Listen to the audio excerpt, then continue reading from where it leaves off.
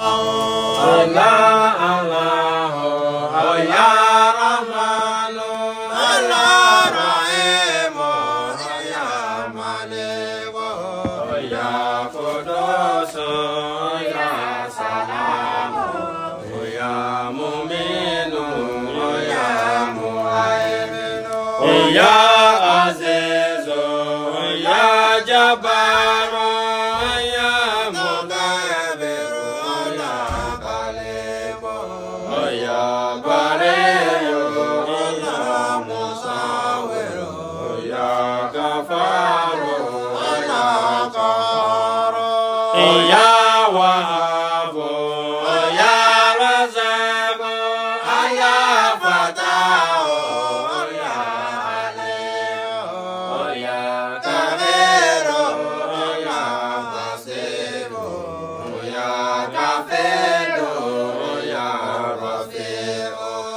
ya Muizu,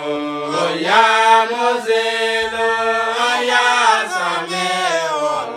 ya Basiru, ya Hakamu, ya Adilu, ya Latifu, ya Kabiru, ya Halimu, ya Azimu, ya Ghafaru.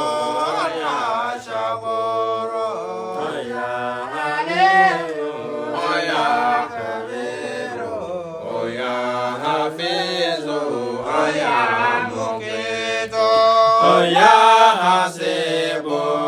ya Jalilu, ya Karimu, ya Raqibu, ya Mujibu, ya Wasi'u, ya Hakimu, ya Wadudu, ya Majidu, ya Baisu, ya Syahidu, ya Wakilu, ya Kawiyu, ya Matinu, ala Waliyu, ya Hamidu, ya Muizu, ya Mudiyu, ya Muidu,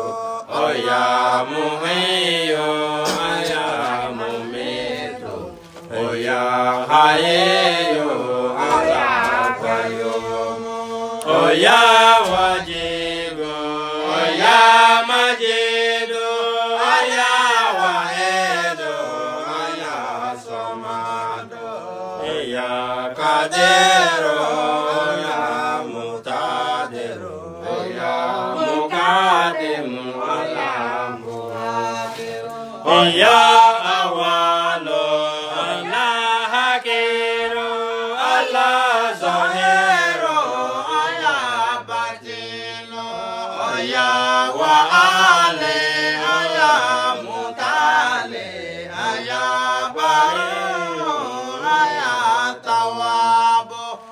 ya mutakim ya afu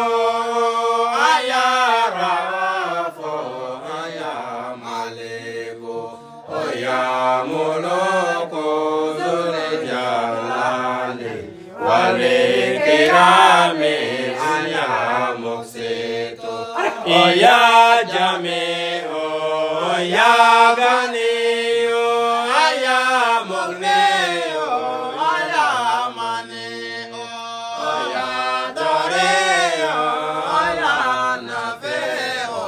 oh ya Nuriyu, oh ya Hadiyu, oh ya Badi'u, oh ya Baqiyu, oh ya Wahidu. Ya Saburu, ya Saburu,